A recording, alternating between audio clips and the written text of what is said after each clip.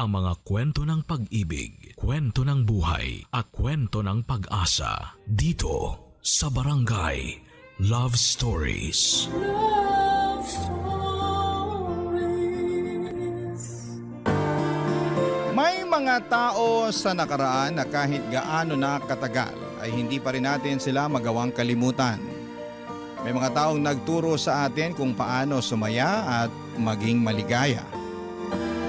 Ikaw, kabarangay, kung babalikan mo ang nakaraan, sino ang madalas mong naaalala?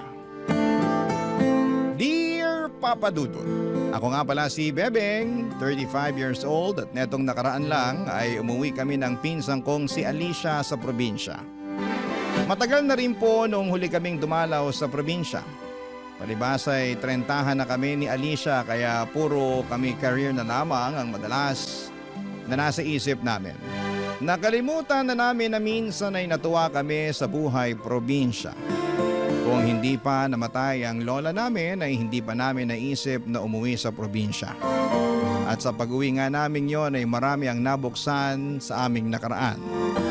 Para kaming bumalik sa pagkabata, lalo na nung napadaan kami sa peryahan. Noong mga bata pa lamang kami ay tuwing kapistahan, lagi kaming tambay sa peryahan. Lahat ng laro at rides ay sinusubukan po namin. Makulay ang kabataan namin ni Alicia, Papa Dudut. At pero pang isang dahilan kung bakit mas naging extra makulay yon para sa akin. Hayaan ninyo na ipagpatuloy ko ang aking kwento.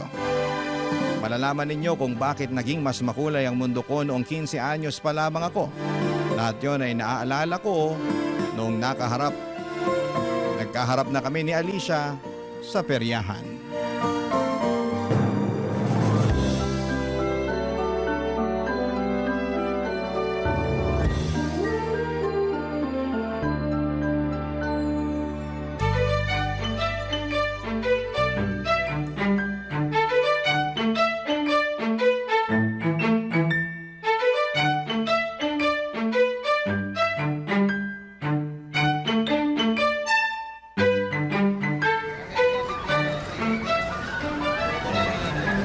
Bebeng! Buti na lang at dumaan tayo rito sa peryahan. Ay, nakahinga rin kahit papano sa burol ni Lola. Oo nga. Kapagod yung mga hingi ng biskwit at kape. Utos sila ng utos na ipagtimpla sila ng kape at abutan ng biskwit. Ano bang akala nila sa burol ni Lola? Coffee shop? Hayaan mo na. Nasanay lang din siguro ang mga yun na pinagsisilbihan sila ni Lola kapag dumadalaw sa bahay. Alam mo naman si Lola, masyadong mabait. Eh di magpatimpla sila kay Lola ng kape. Gisingin nila sa kabaong. Huwag sa atin ano. Ikaw talaga. Lagot ka kapag narinig ka ng kaluluwa ni Lola. Sige ka. Uy, Bebeng! Tingnan mo, may tsubibo. Tara, sakay tayo! Wala namang tsubibo ah. Ferris wheel lang meron. Eh di ba ang Tagalog ng Ferris wheel tsubibo? Loka, hindi ka na naman nakinig sa Filipino teacher mo. Ang Tagalog ng Ferris wheel, rueda. Eh ano yung tsubibo? Merry-go-round. Teka nga, di ba ikaw nga itong nagsabi sa akin nung 15 pa lang tayo na tsubibo yung Ferris wheel? Ako naman pala itong minali mo noon. Eh, nagkamali lang din naman ako noon eh. Akala ko rin eh, tsubibo ang tawag kasi sabi ni... alam mo, bumili na lang tayo ng bibingka tapos umuwi na tayo. Baka hinahanap na tayo sa bahay eh. Parating na siguro yung mga matatandang byuda na magpapadasal para kay Lola. Tara na. Oh, eh bakit ka tumatawa dyan? Naalala ko na kung sino yung nagsabi sa'yo na tsubibo ang Tagalog ng Ferris wheel. Walang ganon. Ewan ko sa'yo. Kung hindi tayo bibili ng bibingka, umuwi na tayo. Tara na. Si Ronnie! Tama, si Ronnie! Ronnie? Sino yun? Uy, gano'n na ba kadaling kalimutan yung puppy love mo? Ay nako, Alicia. Namula ka bigla. Guilty ka ba kasi dininay mo na si Ronnie ang puppy love mo? Ang tagal na nun, Alicia. 15 anyos pa lang tayo nun. Alam ko namang matagal na yun. Pero gusto ko lang malaman kung naaalala mo pa rin siya hanggang ngayon. Ay, ngayon lang ulit. Ngayon ko lang ulit siya naalala. Hi, Ronnie. Kamusta na kaya siya, no? Naalala ko pa dati, laging libre ang sakay mo sa Chubibo. Rueda. Di Rueda. Tapos, purgang-purga ka pa nun sa popcorn at sa malamig. Palibhasa, nanay ni Ronnie yung nagtitinda. Kaya lagi kang libre. Uy, naalala mo pa yung hilaw mong biyanan? Alam mo, ikaw? Ay, nako. Nakakamiss maging 15. Oo nga no? Kung hindi pa namatay si Lola, hindi pa natin maaalala ang puppy love mong si Ronnie. Ay, kumusta na kaya siya? Balikan natin ang nakaraan ko kabarangay. Noong mga bata pa lamang kami ni Alicia Papadudut ay palagi na kaming umuwi tuwing summer sa aming probinsya. Natataon yon ng buwan ng Abril at sakto pa sa piyesta sa aming lugar. Yun lagi ang nilulook forward ni Alicia. Marami kasing dayo tuwing piyesta sa amin. Maraming nakikilalang bagong mga kaibigan at crush. Marami ring mga tiyangge at meron ding peryahan. Hindi ako masyado sa mga ganito. Tanging si Alicia lang, mahiyain kasi ako at mas gusto kong kasama si Lola sa bahay habang nanonood ng TV o kaya ay nagpapakain ng mga manok at bibe sa bakuran namin. Pero noong summer vacation namin yon, may nangyaring kakaiba. Bigla akong nagustuhan ng mga dayo. Bigla akong natuwa sa mga tiyangge at lalong-lalo na sa peryahan. Noong summer vacation na yon ay nagkaroon ako ng crush na nauwi sa puppy love. Hindi ko makakalimutan yon, Papadudut. Tanda ko pa. Sa unang araw ng pag-uwi namin ng probinsya ay sinalubong kami ng lola namin.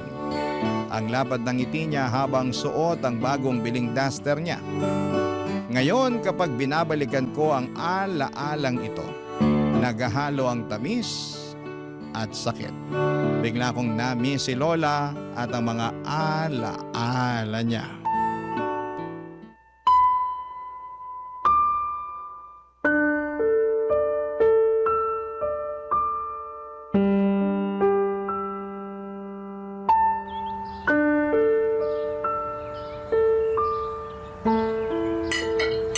Kumain pa kayo ng marami, ha?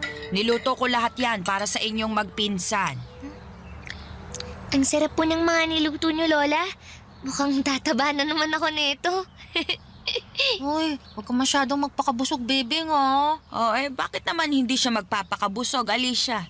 Kasi Lola, marami pa kaming titikmang pagkain sa peryahan mamaya. Mamayang gabi pa naman magbubukas ang perya. Pero aagahan po namin pumunta ron ni Bebing. Kasi nakatambay na po ron mamaya yung mga kaibigan namin Hindi ako sasama sa'yo, Alicia. Dito lang ako sa bahay. Sasamahan ko si Lola. Uy, di ba napag-usapan na natin kanina na pupunta tayo sa peryahan? Nagbago na kasi isip ko eh. Tutulungan ko na lang si Lola na magluto ng bilo-bilo mamaya. Bebeng, apo, sumama ka na lang mamaya kay Alicia sa peryahan. Oh, narinig mo yun, Bebeng? Inuutusan ka na ni Lola na sumama sa akin sa peryahan, oh. Kaya huwag ka na masyado kumain ng marami ngayon. Para makarami tayo ng barbecue tsaka cotton candy mamaya. Pero Lola, ayoko pong pumunta sa peryahan. Dito na lang po ko. Tutulungan ko na lang kayo sa bilo-bilo. Tutulong na rin akong magkulong ng mga manok tsaka bibe pag umabi na. Kaya kong magluto ng bilo-bilo ng mag-isa. At kaya ko ring habulin ng mga manok at bibe para ikulong mamaya. Kaya sumama ka na lang kay Alicia sa peryahan. Sayang naman ang bakasyon mo kung puro gawaing bahay lang ang atupagin mo. Ayoko po kasi sa peryahan eh. Ang daming tao. Nagsisiksikan pa. Ang ingay din, lalo na yung mga tugtog sa bingguhan. Pero masaya. Kung kaya lang ng tuhod ko, baka sumama pa ako sa inyo. Naku, huwag ka nang sumama, Lola. Baka pagalitan mo na naman yung mga kaibigan kong babae. Sisitahin mo na naman yung mga suot nilang shorts. Paano hindi ko sisitahin? Halos makita na ang singit sa iksi ng shorts nila. Hoy, Alicia, ikaw ha? Wag na wag kang magsusuot ng ganun kay-iksing shorts. Pero Lola, yung kasi ang uso ngayon eh. Ay, wala akong pakialam kung uso yon. Hindi ako natutuwa sa ganung kasuotan. Gayahin mo tong si Bebeng. Maayos manamit. Paano maayos manamit parang manang. Kulang na nga lang, hiramin niya yung duster niyo, Loli. Sobra ka naman, Alicia. Kaya samahan mo na si Alicia mamaya sa peryahan, Bebeng. Ikaw na lang itong maaasahan kong magbabantay dyan sa pinsan mo. Baka bumili pa yan sa Tianggi ng may iksing shorts. Isumbong mo sa akin. Opo, Lola. Wow, isusumbong mo talaga ako, pinsan. Parang wala tayong pinagsamahan na. Ano ba talagang gusto mo? Di ba sabi mo, sumama ako sa'yo sa peryahan? Ito na sasama na ako sa'yo mamaya. Pero babantayan kita kasi yun ang utos ng maganda nating Lola. Alam mo, sip-sip ka. Hindi ka iba-bless ni Lord sa ganyang ugali, ah. Uy, magsuot ka ng duster mamaya. Pahiramin ba kita? Lola, mas maganda ata kung tutulungan ka na lang ni Bebeng na gumawa ng bilo-bilo. Sama mo na rin siya sa prayer meeting niyo. Sasama siya sa'yo sa peryahan. Hayaan mong mag-enjoy din si Bebeng. Hindi ako mag-i-enjoy sa peryahan, Lola. Pupunta lang ako para bantayan si Alicia. Tapos, uuwi na rin kami. Huwag ka magsalita ng patapos. Mamaya, ikaw pa itong mas mag-enjoy kaysa sa akin. Baka may makilala ka sa peryahan. Ay, tama! Maraming poging dayo mamaya, Lola. Naku, magkakaroon na ng crush si Bebeng sa wakas. Alicia! Alicia, tumigil ka na. Namumula na ang mukha ni Bebeng, oh. Sige ka, baka talunin pa niya ang sundalo sa higpit ng pagbabantay sa'yo. Halos hindi nawala ang pagkapula ng mukha ko dahil sa panunokso ni Alicia sa akin. Ayaw na ayaw ko kasing tinutokso ako sa mga crush na yan. Sabi ko nga sa inyo ay mahihain ako at hindi masyadong nakikisalamuha sa mga tao. Si Alicia nga lang ang madalas kong nakakasama. Siya lang din ang tinuturing kong kaibigan. Lagi akong sinasabihan ni Lola noon na lumabas-labas ako ng bahay para makipaglaro at sumamang gumala sa mga bata sa aming probinsya pero ayaw ko talaga. Para akong matanda na gusto na lamang laging nasa bahay. Naglilinis o nanonood lang ng TV. Sabi nga ni Alicia, para na raw akong manang. Mas gusto ko pa nga raw magpakain ng mga manok kesa mag-enjoy sa plaza. Kaya naman para mapagbigyan siya at mapatunayan na hindi ako manang, sumama ako ng sapilitan sa kanya sa peryahan. At hindi ko inakala na magbabago ang buhay ko sa unang tungtong ko sa peryahan namin sa plaza. Hindi ko po inakala na sa peryahan ko makikilala ang puppy love ko. Barangay Love Stories. Barangay Love Stories. Pagkatapos naming mananghalian, tinulungan namin si Lola sa pagpapakain sa mga manok at bibe. Namiss ko yon. Kung pwede lang mag-cancel sa plano namin ni Alicia na pumunta sa peryahan para mas makasama ko ang mga manok at bibe ay ginawa ko na sana. Pero kasi si Lola ay gusto rin niyang masulit ko ang piyesta sa amin. Sa totoo lang ay lagi akong takot sumubok ng mga bago. Mas gusto ko yung nakasanayan ko na. Hindi ako sanay sa perya kaya lagi akong atrasado pagdating doon. Habang hinihintay nga naming gumabi ay panayang dasal ko na sana ay umulan para hindi na kami matuloy pa sa perya papadudot. Kaya lang imposible yan noon dahil tag-araw at maganda ang kalangitan. Walang pagbabadya ng ulan kaya nung dumilim na, gumayak na kaming magpinsan para pumunta na sa perya. Sumabay kami sa mga dalagang kapitbahay namin. Pinasuyo kami ni Lola sa kanila. Sa kanila na lang din daw kami sasabay pa uwi. Hindi raw kami masusundo ni Lola sa peryahan dahil may inaabangan daw itong harana sa radyo.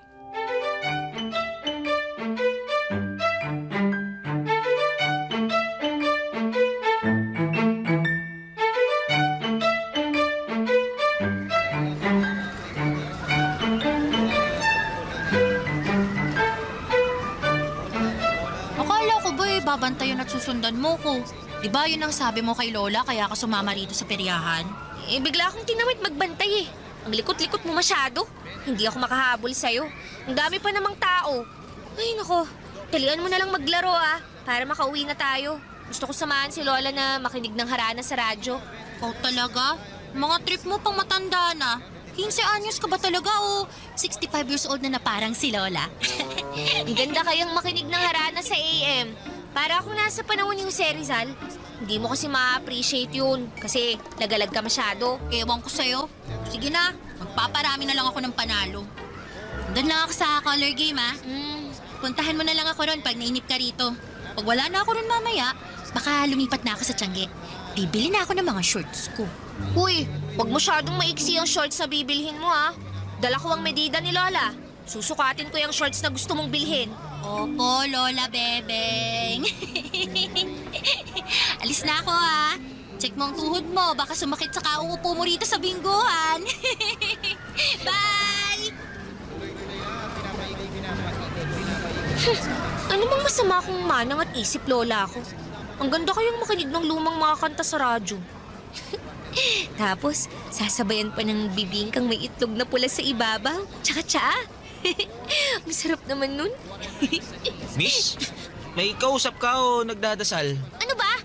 Huwag kang makinig sa usapan namin ng sarili ko. Ay, ako nga pala si Ronnie. Ikaw? Ayokong magpakilala. Kung hindi ka magpapakilala, susumbong kita sa announcer ng bingguan dito. Bawal kaya umupo rito kung hindi naman maglalaro. Kala mo naman, kaya mo akong isumbong. Bakit? Close ka ba sa announcer? Medyo. Tatay ko siya eh. Okay. Huwag mo na ako isumbong. Baka mamaya, i-announce pa niya na tumatambay lang ako rito eh. Kakahiya kaya yun. Mukhang mahihain ka pa naman. Mag-isa ka lang ba? Kasama ko yung pinsan ko. Oh, bakit hindi ka sumama sa kanya? Asan ba siya? Andun daw sa color game. Pinsan ko naman yung nagpapalaro dun. Lahat ba nang nandito sa peryahan kamag-anak mo? Medyo. Ito na kasi yung kabuhayan ng pamilya namin eh. Kasama kang nagtatrabaho rito? Oo, peryantes din ako. Minsan nakatoka ako sa color game. Pero madalas doon ako sa Chubibo. Chubibo? Oo, yun yung Tagalog ng Ferris wheel. Parang hindi naman Chubibo sa Tagalog ang Ferris wheel eh. Pinaglololo mo yata ako eh. Look, Chubibo talaga Tagalog ng Ferris wheel. Turo pa sa amin ng mga lola't lolo namin yun eh. Sila ang mga unang peryantes sa pamilya namin. Gusto mo ba masubukan sumakay? Libre ko na. Ay, ayoko. Nakakatakot. Paano kung mahulog ako mula sa tuktok? Sasaluhin kita. Kala mo naman kakayanin mo akong saluhin eh. Ang papayat ng braso mo. Sige, ganito na lang.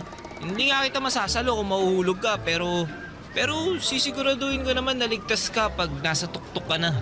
At paano mo naman yan mapapatunayan? Di sasamahan kita sumakay sa Chubibo.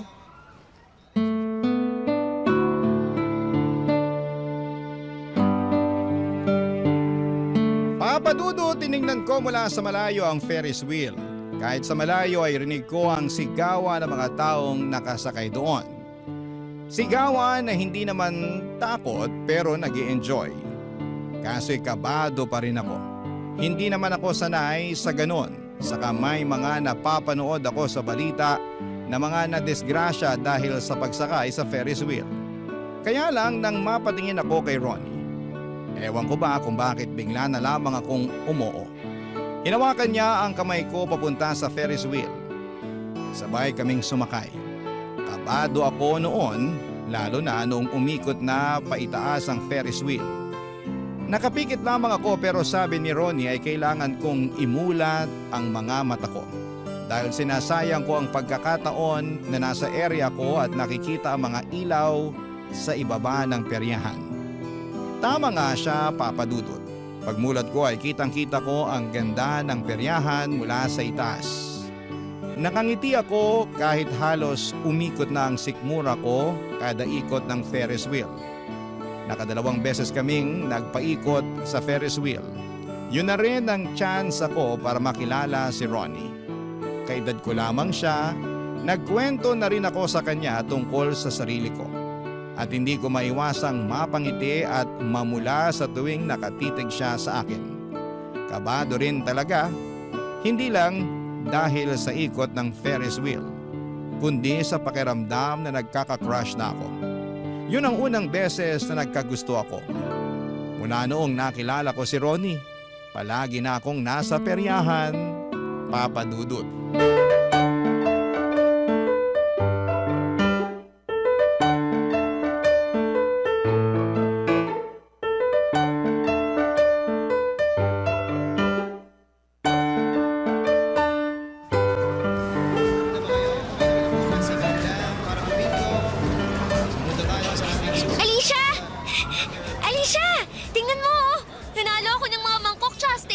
piraso sa ruleta.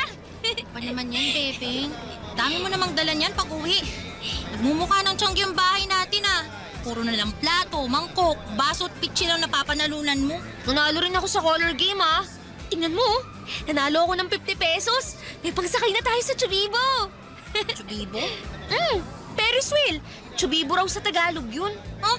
Parang di naman. Kanino mo naman nalaman yan? Basta, nadinig ko lang dyan sa tabi-tabi. O ano na, uupo ka lang ba rito sa bingguhan? Ayaw mo bang tumaya pa rin sa card game? Color game? Subukan mo kaya ulit sa ruleta. Baka manalo ka kahit extension cord lang. Yoko na. Kanina pa ako ikot ng ikot dito sa peryahan. Umuwi na tayo, baka hinahanap na tayo ni Loli. Biyernes naman ngayon eh. Tulog na si Lola, sigurado yun. Maaga pa siyang pupunta sa kapilya bukas eh. Kaya sulitin na natin ha. Tara na, maglaro pa tayo. Ano ba, Bebeng? Gabi-gabi na lang tayo andito sa peryahan. Sawa na ako. Pare-parehas lang naman yung mga laro tsaka naglalaro. Uy, pangit yata ng araw mo ngayon ah. Di mo siguro nakita crush mo si Philip, no? Ilang gabi na. Ay, nagkabulutong tubig daw siya sabi nung tropa niya. Nakakainis naman oh. Ilang gabi na ako nakalip gloss at shorts dito pero wala pa rin kwentang pagpapaganda ko kasi wala siya. Hayaan mo na yun. Kapag natuyo na yung bulutong niya, makikita mo na ulit siya. O, tara na. Gusto mong sumakay sa Chubibo? Libre ko. Alam mo, nagtataka na ako sa'yo ah. Daddy naman takot na takot kang sumakay dyan sa Ferris wheel na yan. Ayaw mo nga kahit hawakan lang yung bakal eh. Sabi mo kasi puro kalawang, baka matetano ka. Kasi... Ay, Bebeng! Pinsan ko nga pala si Alicia. Alicia, si Ronnie. Siya yung tagabantay ng Chubibo. Hi Alicia! Kaya naman pala. Kaya naman pala ano? Wala naman. Sasakay na ba ako sa Chubibo ngayon? Oo! Gusto mo ba sumama? Libre ko. Ay, hindi na. Parang uuwi na nga ata ako eh. Kasi feeling ko magkakabulutong tubig ako ngayon. Kaya huwag na kayong dumikit sa akin ha. Baka mahawaan ko pa kayo.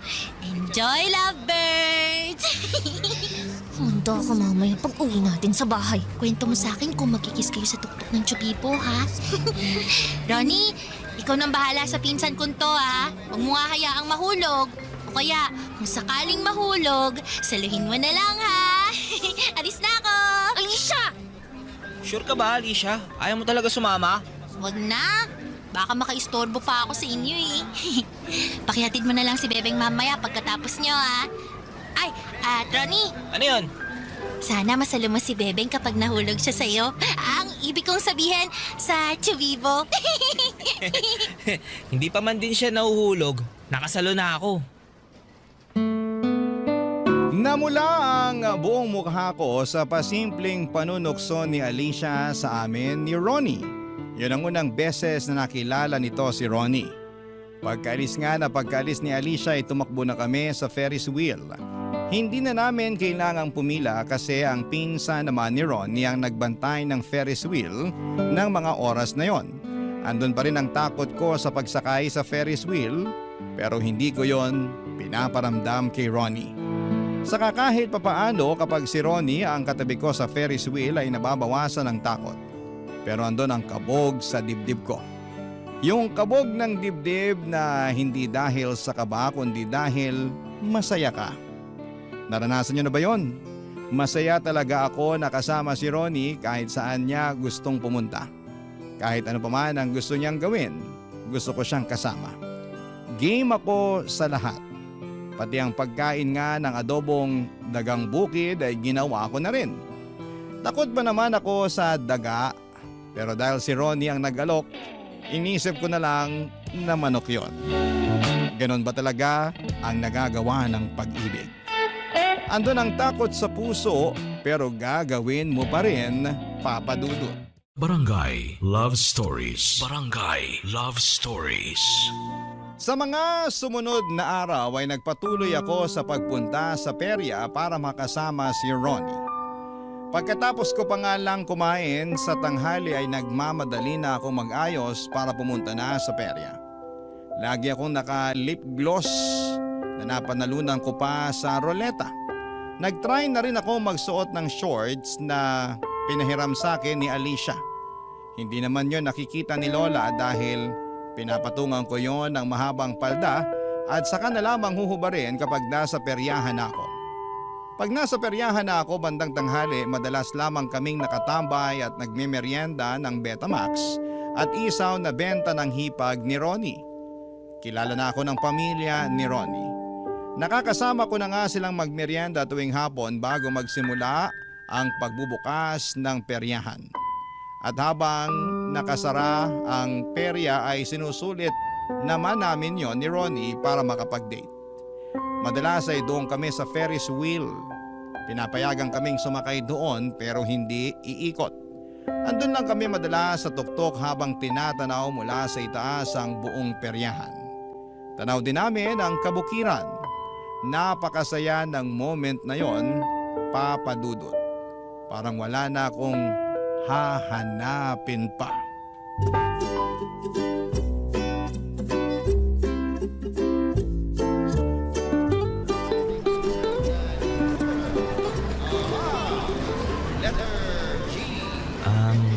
Bebeng, Ano yun? alam mo naman na hanggang katapusan lang ng Mayo ang peryahan, di ba? Oo naman. Bakit? Alam mo rin siguro na kailangan naming umalis tapos lilipat naman kami sa ibang lugar na may piyesta. Bakit mo to sinasabi sa akin? Naalala mo pa ba nung isang araw? Nung tinanong tayo ng pinsan mong si Alicia kung mag-ano raw ba tayo? Kung nililigawan na ba kita?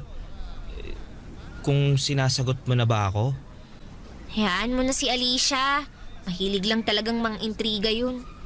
Hindi mo man lang ba gustong alamin kung bakit hindi ako nakasagot nun? Kung bakit hindi kita maligawan ngayon? Hindi ko alam ang isasagot sa tanong mo. Di ako na lang ang magsasabi sa'yo para wala nang gulatan. Mahirap ang buhay peryantes, Bebeng. Palipat-lipat kami. Kung saan may piyesta, doon kami nakatira. Tapos, aalis na naman kapag may nag-imbita sa amin. Walang permanente sa buhay namin bilang mga peryantes. Bakit mo ba sinasabi yan? Para hindi ka na masaktan kung sakali man na balang araw, hindi na kami makabalik dito sa lugar nyo. Kapag ibang peryahan naman ang maimbitahan dito sa susunod na taon, hindi na kami yun. Pwede naman tayong mag-textan na lang eh. Sabi mo naman, makakabili ka na ng cellphone sa katapusan, di ba? Yun na nga. Hindi na matutuloy yung pagbili ko ng cellphone kasi hiniram ni tatay yung ipon ko eh. Malaki kasi yung nalugi dun sa bingguhan tsaka sa color game nung Sabado. Kaya yung ipon ko muna yung ginamit para pandagdag sa puhunan. Ganun ba? Sigurado namang makakabili ka pa rin ng cellphone kahit mumurahin lang, di ba? Ayaw lang kitang paasahin, Bebeng. Kasi wala talagang kasiguruhan to eh. Baka magkalabuan lang din tayo kapag hindi na tayo nakakapag-usap o kaya nakakapagkita. Bakit kasi ganyan agad ang iniisip mo? Bakit ayaw mong subukan munang sumugal? Para saan pat nagtatrabaho ka sa peryahan eh. Puro sugal dito. Natatakot lang ako. Natatakot? Baka nakakalimutan mo, Ronnie. Sa ating dalawa, ako lagi yung takot. Pero anong ginawa ko? Hinarap ko yung takot ko. Kumain ako ng adobong palaka. Sumakay ako ng Ferris wheel. Hindi ako nagsisi na ginawa ko yun. Kasi kung nagpadala ako sa takot, hindi ko makikita kung gaano kaganda ang paligid ngayong andito ako sa itaas kasama mo. Hindi kasi ganun kasimple, Bebeng. Simple lang naman talaga to. Nagiging komplikado lang. Kasi lagi kang takot.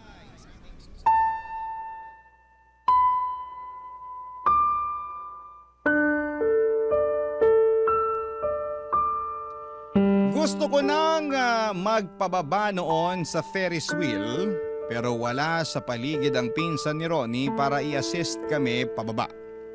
Kaya naman na-stuck kaming dalawa sa tuktok ni Ronnie. Nawala na ako ng gana na kainin pa ang Betamax. Ang makulay at magandang paligid sa isang iglap ay naging black and white para sa akin. Naiyak na ako noon sa sama ng loob pero pinipigilan ko. Tahimik din si Ronnie pero panay ang tingin niya sa akin. Galit ako sa kanya noon. Gusto ko mag-walk out pero andun kaming magkatabi sa tuktok. Nang makabalik ang pinsan ni Ronnie, akala namin ay makakababa na kami pero nalaman namin na nagkaroon ng problema ang Ferris wheel. Nasta kami lalo sa tuktok. Hinawakan ni Ronnie ang kamay ko para i-assure ako na magiging okay din ang lahat. Akala niya natatakot ako sa pagka-stuck namin sa Ferris wheel. Ang hindi niya alam ay mas takot ako sa pwedeng mangyari sa aming dalawa oras na umalis na ang peryahan sa katapusan. Makalipas nga ang halos 1 oras ay nakababa na rin kami.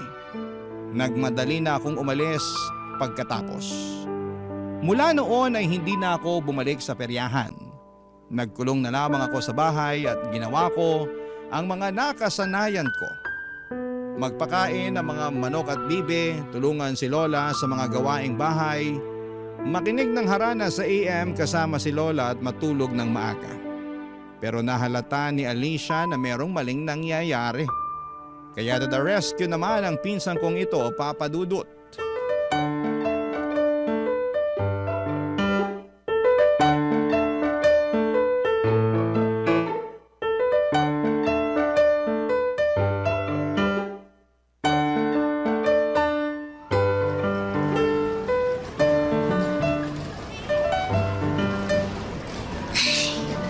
Hindi ko siguro to nakwento sa'yo. Pero alam mo ba, nung 12 years old tayo, may dumayo rito na peryahan. Iba kina Ronnie. May nakilala ako na tagabot ng premyo sa bingguhan. Ayun, naging crush ko siya. Crush din daw niya ako, tapos niligawan niya ako. Kaya ka ba laging nasa peryahan noon? Oo, kasi dinadalaw ko siya. Uy, hindi to alam ni Lola kaya huwag mo ko susumbong. E di, ayun, gustong gusto ko siya, bebeng. Alam mo, naubos lahat ng ipon ko para makatambay kasama siya sa peryahan. Kaya lang, isang araw, kailangan na nilang umalis. Nintay niya ako buong araw sa peryahan, sabi nung isang friend ko. Pero hindi ako sumipot. Ayoko kasing magpaalam sa kanya eh. Kasi kapag umalis siya, sigurado namang tapos na rin kami. Hindi ka nakipagkita sa kanya. Nung nahimasmasan ako, ayun, tumakbo ako agad sa peryahan. Pero wala na sila. Kahit tolda, wala nang naiwan. Iyak ako ng iyak nun kasi nagsisisi ako eh. Di man lang ako nakapagpaalam sa kanya. Di ko man lang nasabi yung feelings ko para sa kanya. Kaya sorry kung kinukulit kita lagi na umuwi tayo tuwing piyesta dito sa probinsya. Kasi umaasa ako na sila ulit yung hahawak ng peryahan. Kaya lang, wala na eh. Di ko na siya nakita ulit. Di na siya bumalik. Kasi si Ronnie na ang pumalit. Kaya sana, huwag kang magaya sa akin. Gets ko naman na mga bata pa kayo't pwede rin hindi naman kayo ni Ronnie ang magkatuluyan. Pero sana masabi mo pa rin yung nararamdaman mo sa kanya. Para kapag dalaga ka na, kapag binalikan mo na tong alaala niyo ni Ronnie, hindi ka magsisisi. Kasi may ginawa ka hanggang sa huli. Wala naman talaga tayong pupuntahang lamay, no? Wala. Pero paglalamayan ng puso mo kapag umalis si Ronnie nang hindi ka nagpapaalam. Ay, ayun siya oh. Palapit na rito. Bebeng! Ronnie, may sasabihin daw sa'yo tong pinsan ko. Paiwan ko muna kayo Kailangan mo na magandang alaala ng puppy love. Hahanapin mo yun pag nagdalaga ka. Kaya mo yan. Alis na ako! Akala ko hindi ka nababalik dito sa peryahan. Pinilit lang ako ni Alicia. Kung hindi ka niya pinilit, hindi ka talaga pupunta? Hindi ko alam. Bebeng, namiss kita. Namiss din kita, Ronnie. Alam mo, Bebeng, nakapag-isip-isip na ako. Liligawan kita. Binalik na sa akin ni tatay yung hiniram niyang pera eh. Makakabili na ako ng cellphone para magtawagan tayo palagi. Paano kung sa susunod na taon, hindi na kayo yung peryahan na makuha? Paano tayo makakapagkita? Ipagdadasal ko na kami palagi yung kukunin ng lugar niyo.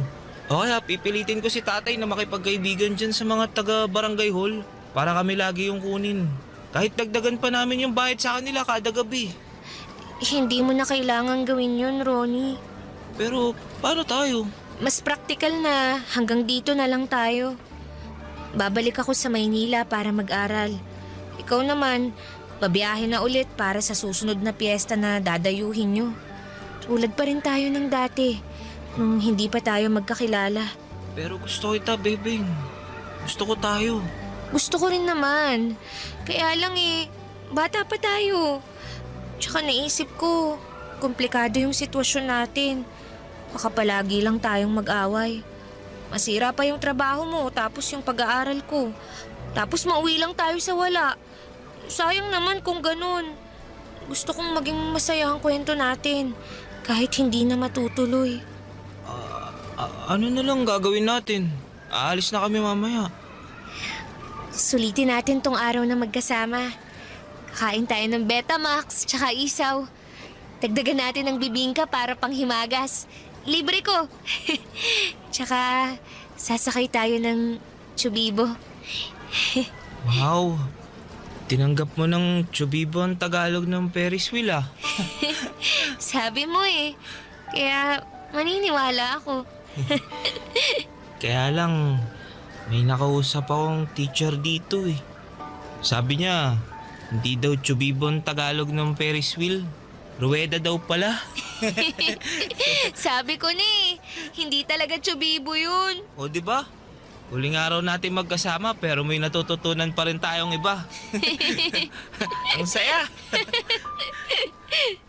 Masaya talaga, masayang balikan ang alaala ng kabataan. Lalo na noong unang beses kang kinilig. Kahit sabihing hindi pa hinog na pag-ibig yon ay ayos lang. Inosente po ang puppy love. At sana lahat ng nakikinig sa inyo ngayon ay naaalala kung gaano katamis ang inosenteng pag-ibig.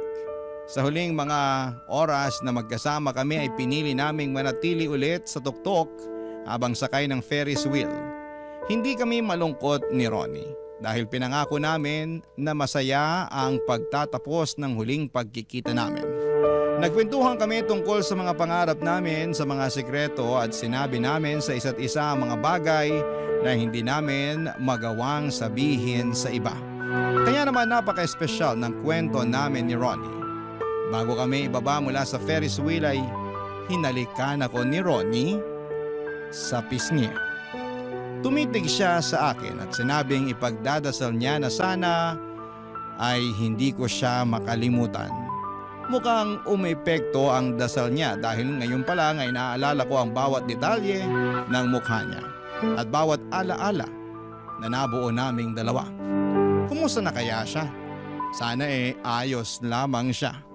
At ako naman ang magdadasal. Sana ay maalala niya ako. Kahit sino pa ang kasama niya at kahit saan pa sila dalhin ng peryahan nila. Maraming salamat po sa pagbasa ng aking kwento, ang inyong kapuso at kabarangay forever, Bebeng. Nakakaantig naman talaga ang ating kwento. Ikaw ba, kabarangay? Nakarelate ka ba sa story natin ngayon? Kwentuhan naman tayo dito sa comment section.